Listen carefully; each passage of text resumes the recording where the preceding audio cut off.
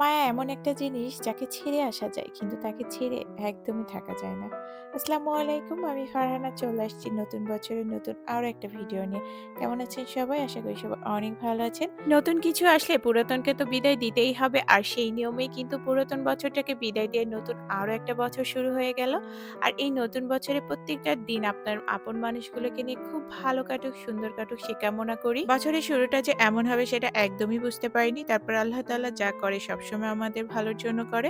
আর এটা যদি মেনে নেওয়া যায় তাহলে আসলে কোনো কষ্টই আর থাকে না। এখন সকাল ৬টা বাজে আর আমি কিচেনে রান্না করছি। এত সকালে কেন রান্না করতে হচ্ছে? আর আরএফএল বেস্ট বায় এত ডিসকাউন্ট থাকার পরেও আসলে কিছুই কিনতে পারিনি। এই সবটাই থাকছে আজকের ভিডিওতে। আশা করছি আজকের ভিডিওটা আপনাদের অনেক ভালো লাগবে। আর যদি ভালো লেগে থাকে তাহলে অবশ্যই লাইক, কমেন্ট আর অন্যদের দেখার সুযোগ করে দেওয়ার জন্য শেয়ার করতে একদমই ভুলবেন না। যারা চ্যানেলে নতুন ভিডিও দেখছেন প্লিজ চ্যানেলটা সাবস্ক্রাইব করে আমার সাথে থেকে যাবেন। আর সবার আগে যদি আমার ভিডিও দেখতে চান তাহলে অবশ্যই নোটিফিকেশনে অল অপশনটা চালু রাখবেন। আজকে ছোটবেলায় একটা কথা খুব বেশি মনে হচ্ছে, আর সেটা হচ্ছে ছোটবেলায় সবাই বলতো যে বছরের ১ম দিন যা করব সেরকমই নাকি সারাটা বছর কাটবে। আর শুধু কিন্তু তাই না, তার সাথে আরো একটা কথা, বছরের শুরুতে কিন্তু ভালো-মন্দ খেলে নাকি সারা বছর ভালো-মন্দ খাওয়া-দাওয়া করা যায়। তো এই সবটা কিন্তু আসলে মন ভোলানো কথা, তাছাড়া আর কিছুই না। কারণ আজ ছোটবেলায় যখন আমি আসলে বছরের ১ম দিন দেখা যাচ্ছে খেতে যাচ্ছি না বা কান্না করতেছি, গোসল করতে চাইতেছি না। তো আম্মু এরকমটা বলতো যে, "আজকে বছরের ১ম তুমি কান্না করতেছো, সারা বছর কান্না করতে, করতে যাবে।" তো খাইতে না চাইলেও ঠিক সেম কথা। তো এইটাই হচ্ছে আসলে ছেলে ভোলানো, মন ভোলানো কথা, তাছাড়া কিছুই না। তো আজকে এই কথাগুলো খুব মনে হচ্ছিল, কারণ সকাল, সকাল হচ্ছে রান্না করছিলাম আর মাংস রান্না করছিলাম। সেজন্য আসলে খুব বেশি কথাটা মনে পড়তেছিল। আর সকালবেলা আসলে রান্না করার মূল কারণ হচ্ছে গ্যাস থাকবে না। আর সেটা কিন্তু ১-২ ঘন্টা না, ১১ ঘন্টার জন্য গ্যাস থাকবে না। আর এই গ্যাস না থাকলে আমরা যারা ঢাকাতে থাকি তাদের যে কতটা কষ্ট করতে হয় সেটা আসলে আমরা খুব ভালো করেই বুঝতে পারি।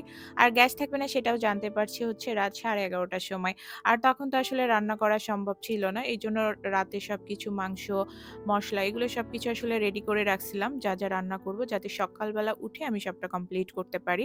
আর সেজন্য সকালবেলা উঠে মাংস রান্না করছি, সকালের নাস্তা রেডি করছি, দুপুরের খাবার-দাবার সবটা রেডি করে রাখছি। তো বছরের শুরুটা আসলে এরকম কাটবে সেটা বুঝতেই পারিনি। তো এখন ভাবছিলাম যে বছরের শুরুটা যেহেতু আমার এরকম কাটছে, সারা বছর কি আসলে এই ভোগান্তিতে কাটবে কিনা? তো যাই হোক, এটা আসলে মজা করছি, কারণ আল্লাহ তাআলার প্রত্যেকটা দিন যেমন সমান ঠিক তেমনই প্রত্যেকটা দিন অনেক সুন্দর। ছোটবেলার গল্প শোনাতে, শোনাতে তো রান্না করে ফেলেছি আর সকালের নাস্তাটাও করে ফেলেছি আলহামদুলিল্লাহ। আর এখন ঘরটা গুছিয়ে নিব। আর আজকে এই বেডশিটটা চেঞ্জ করে দিয়েছি। আর এই বেডশিটটা আড়ং এয়ার ইন্ড সেল থেকেই কিনেছিলাম। তো বেডশিটটা কিন্তু অনেক সুন্দর মাশাআল্লাহ। আর ফ্লোর ম্যাটটাও হচ্ছে দিয়ে দিলাম, যেহেতু অনেক ঠান্ডা পড়তেছে।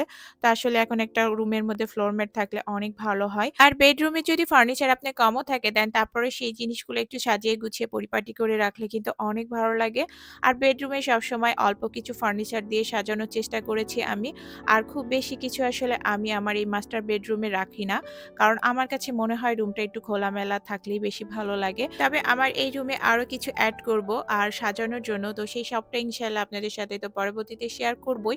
আর এই যে বেডশিট পাড়ার পরে সবটা গুছিয়ে রাখার পরে এটা হচ্ছে আমার রুমের ফাইনাল লুক। আর বেডরুমের কিন্তু মূল সৌন্দর্যটা হচ্ছে এই বেডশিট। আর বেডশিট পাড়ার পরে কিন্তু রুমের লুকটা একদমই চেঞ্জ হয়ে যায়। তো আমার রুম গোছানো হয়ে গেছে আর এখন বাকি কাজগুলো করে নিচ্ছি। আর বাকি কাজগুলো বলতে এই যে প্রত্যেকদিনই এই ধুলাবালি পরিষ্কার করা। আর সেটা প্রত্যেকদিন করার পরও কোথা থেকে যে এত ধুলাবালি আসে সত্যি আমি বুঝি না। আর এটা মনে হয় শুধু আমার একার কথা না, এটা প্রত্যেকটা গৃহিণীরই কথা।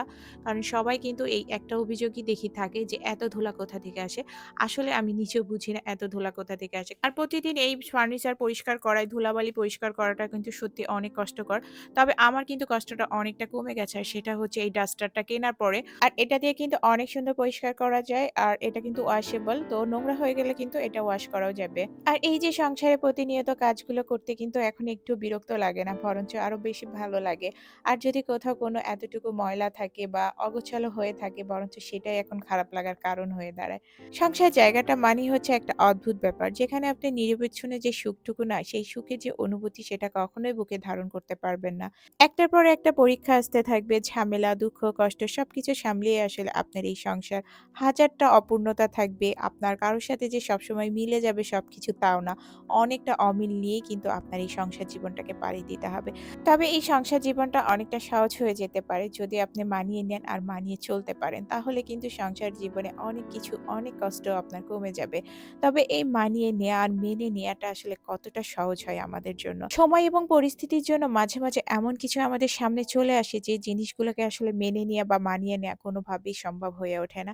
কিন্তু এই সবকিছুর পরেও এই সংসার জীবনে কিছু ব্লেসিং কিন্তু থেকেই যায়, তাই না? আর এই ব্লেসিং টুকু ছিল বলেই হয়তো সংসারের সবটা হাসিমুখে মেনে নিতে পারি। আসলে সংসারের সবথেকে সুন্দর জিনিসটা যেমন কখনো ধরা-ছোঁয়া যায় না, শুধুমাত্র হৃদয় দিয়ে অনুভব করতে হয়। আর ঠিক তেমন এই ব্লেসিংটাও কিন্তু শুধুমাত্র অনুভবই করতে পারবেন। এটাকে কখনো আপনি ধরে ছুঁয়ে একদমই দেখতে পারবেন না। আমার কিন্তু ঘরের সব কাজ করা হয়ে গেছে। অফলাইনে কিন্তু আরো বেশ কিছু কাজ করে ফেলেছি। তো সকালবেলা আসলে ঘুম থেকে উঠে সকালের নাস্তা রেডি করা, দুপুরে রান্না সবকিছু করে যদি আপনি ঘরের কাজগুলো করতে শুরু করেন একটার পর একটা পরিকল্পনা মাফিক, তাহলে কিন্তু সব কাজ অনেক সহজে করে ফেলা যায়। আর সেটা কিন্তু কম সময়ের মধ্যেও করা সম্ভব। আর এর মধ্যে আমার একটা পার্সেল চলে আসছে। আর পার্সেলে কি আছে সেটা দেখতে হলে নেক্সট ভিডিও পর্যন্ত অবশ্যই অপেক্ষা করতে হবে। আজকের ভিডিওটা এই অংশটা ৩১ তারিখে ছিল। আসলে অনেকদিন ধরে ভাবছিলাম যে আমার বারান্দার জন্য শীতের কিছু ফুল গাছ কিনবো, কিন্তু সময়ের অভাবে একদমই কেনা হচ্ছিল না। তো আজকে হাতে কিছুটা সময় ছিল, তো ভাবলাম যাই নার্সারি থেকে ঘুরে আসি। ধানমন্ডি মোহাম্মদপুরে ফুটপাতে যে গাছের দোকানগুলো তো থাকে, তো ওখান থেকেই আসলে মূলত ফুল গাছগুলো আমার বেশি কেনা হয়। তবে আজকে আগারগাঁয়ে আসছি আর এখানে যে নার্সারিগুলো আছে ভাবলাম এখান থেকে হচ্ছে হলো গাছগুলো কিনি। তো এখানে আসার পরে আসলে মনে হচ্ছিল গাছের দামটা একটু বেশি। তবে এখানে দরদাম করে নিলে কিন্তু কমের মধ্যেই পাওয়া যাবে। আর এখানে আসার পরে তো আসলে মাথা নষ্ট হয়ে যায়। কোনটা রেখে কোনটা কিনবো। কারণ সব গাছই আসলে আমার বাসায় নিয়ে যেতে মন চায়। কারণ আমার গাছ কিন্তু অনেক পছন্দ। তবে চাইলেও কিন্তু সেটা সম্ভব না। কারণ আমার এত ছোট একটা বারান্দা, সেখানে আসলে কয়টা গাছই বা রাখা সম্ভব।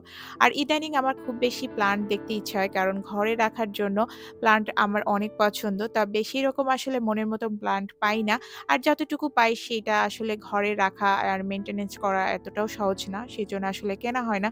শুধু, শুধু গাছ কিনে তা আসলে নষ্ট করার কোনো দরকার নেই। বিশেষ করে বাসা থেকে বেরোনোর আগে মনটাকে অনেক স্থির করে বের হয়েছি। কারণ আমি প্রত্যেকটা বার এই নার্সারিতে আসলে কিন্তু এরকম হয় যে কি নিবো, কি নিবো না, মানে সবই তো ভালো লাগে। আসলে খুবই কনফিউজড হয়ে যায়। আর আজকে সাথে হাসব্যান্ড আসে নাই, সেজন্য বকা খাওয়ার ভয় নাই। এজন্য ইচ্ছা মতন ঘুরে, ঘুরে দেখছিলাম।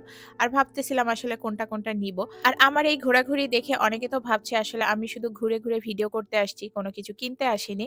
কিন্তু তাদেরকে তো আর আমি বোঝাতে পারছি না যে আমার তো সবই ভালো লাগে, কিন্তু সব তো কেনা আমার পক্ষে সম্ভব না। তো যাই হোক, অবশেষে কষ্ট করে মনটাকে বুঝিয়ে শুনিয়ে কিছু গাছ কিনতে পেরেছি আর সেটা নিয়ে এখন বাসায় যাচ্ছি। ৩ ঘন্টা ঘুরে, ঘুরে আসলে কি, কি গাছ কিনলাম সেটা ইনশাআল্লাহ আপনাদের সাথে শেয়ার করব। তাহলে আপনারা বুঝবেন যে আসলে আমি কত কনফিউজড থেকে আর এই গাছগুলো কেনাকাটা করেছি। আর এখন অলমোস্ট সন্ধ্যা হয়ে যাচ্ছে। আর বাসায় ফেরার পথে আসলে আমার এই আরএফএল বেস্ট বাই শোরুমটা পড়ে। তো এখানে অনেক ডিসকাউন্ট চলতেছিল। তো সেটা দেখে আসলে ভাবছিলাম যে যাই একটু ঘুরে যাই। আর সংসারে কেনাকাটা মানে আরএফএল বেস্ট বাই কিন্তু অনেক ভালো। এখানে সংসারে প্রয়োজনীয় টুকিটাকি সবকিছু পেয়ে যাবেন আর সেটা কিন্তু খুবই রিজনেবল। এর মধ্যে আবার আজকে কিন্তু একটা ডিসকাউন্টও চলতেছে। আর এই ডিসকাউন্টটা শুধু আজকে না, ২ দিন ধরেই চলতেছে। আর সেটা একদমই আমার জানা ছিল না। আর এই ডিসকাউন্টের সময়সীমাটা ছিল ৩১ তারিখ রাত ১২টা। তো আমি তো এটা একদমই জানতাম না। এখানে আসার পরে যেহেতু দেখতেছি, তো তখন একটু আফসোস হচ্ছিল যে আসলে এখান থেকে চাইলে অনেক কিছু কেনা যেত। আর এই ডিসকাউন্টটা কিন্তু প্রত্যেকটা প্রোডাক্টের উপরে ছিল। মানে আরএফএল বেস্ট বাই যত প্রোডাক্ট আছে আরকি সবকিছুর উপরে কিন্তু এই ডিসকাউন্টটা ছিল, নতুন পুরাতন মানে সবকিছুর উপরে। তো এটা দেখার পরে আরো বেশি আফসোস হচ্ছিল। আর এখানে এই যে কাপ সেট গুলা সাদা, এটা আমার কাছে খুবই ভালো লাগছিল। আর এটাই যে হিট প্রুফ যে কাপ গুলো আসছে চা কফি খাওয়ার, এটাও বেশ খুব সুন্দর ছিল। তো এগুলো বলতেছিল যে ওদের নতুন কালেকশন। আর আমাদের এইখানে আরএফএল এর বেস্ট বাই যে শোরুমটা, এটা কিন্তু খুবই ছোট, যার কারণে কালেকশন কিন্তু কম। তারপরেও কিন্তু অনেক ভালো, ভালো কালেকশনই ছিল। ঘর সাজানোর জন্য ফ্লাওয়ার ভাসগুলো দেখছিলাম। এগুলোর প্রতি শুধুমাত্র ডিসকাউন্ট নাই, তাছাড়া সবকিছুর উপরেই কিন্তু ডিসকাউন্ট চলতেছিল। আর এই সুন্দর, সুন্দর ফ্রাই প্যান গুলোর উপরেও কিন্তু ডিসকাউন্ট চলছিল। প্রত্যেকটা জিনিসের উপরেই কিন্তু ৫%, ১৫%, ১০% করে কিন্তু ডিসকাউন্ট চলছিল। আর এরকম ডিসকাউন্ট দেখার পরে যদি কিনতে না পারি তাহলে আফসোস লাগবে না বলেন তো? যাই হোক, আমার এই আফসোস করা দেখে ওনারা বলছিল, "ম্যাডাম চিন্তা করেন না, আমাদের এই আরএফএল এর শোরুম তো বাণিজ্য মেলায় থাকবে। দেন আপনি চাইলে সেখান থেকে কিন্তু কিনতে পারবেন।" তবে তারপরে যে একদমই খালি হাতে ফিরে আসছি তা কিন্তু না। আমি কিন্তু আরএফএল বেস্ট বাই থেকে কিছু একটা কিনেছি। আর কিছু না, মোটামুটি ২-৩ টা প্রোডাক্ট কিনেছি। সেগুলো আসলে খুবই প্রয়োজন ছিল। আর সাথে হচ্ছে আমার পছন্দের একটা ফ্লাওয়ার ভাস, সেটা খুবই ভালো লাগছিল। আর এটা রিজনেবল এ পেয়ে গেলাম। তো ভাবলাম যে এটা নিয়ে নিই। আর এটা কেনার পরে খুব বেশি ফুল কিনতে ইচ্ছা হচ্ছিল। তো আসার পথে একটা ফুলের দোকানও পেয়ে গেলাম। তো ওখান থেকে ২ টা ফুলও কিনে নিয়েছি। আজকে ফুলের দোকানে যাওয়ার পর থেকে কিছু কথা খুব বেশি মনে হচ্ছিল। কেউ একজন একটা সময় বলেছিল যে আমার বাসায় ফুলবিহীন থাকবে না। আর সেটা অবশ্যই গোলাপ ফুল। সময় পরিস্থিতির পরিপ্রেক্ষিতে হয়তো সেই কথাটা রাখতে পারিনি। তবে আমি কিন্তু কথাটা একদমই ভুলিনি। আসলে একটা সুন্দর সম্পর্ক উদাসীনতার জন্য যে কতটা দূরত্ব বাড়ায় সেটা কিন্তু আমরা সময় থাকতে একদমই বুঝতে পারি না।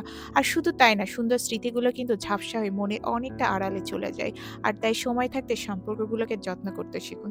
ভালোবাসার মানুষকে আগলে রাখেন, হারিয়ে যেতে দিয়েন না। সবাই খুব ভালো থাকবেন। আল্লাহ হাফেজ।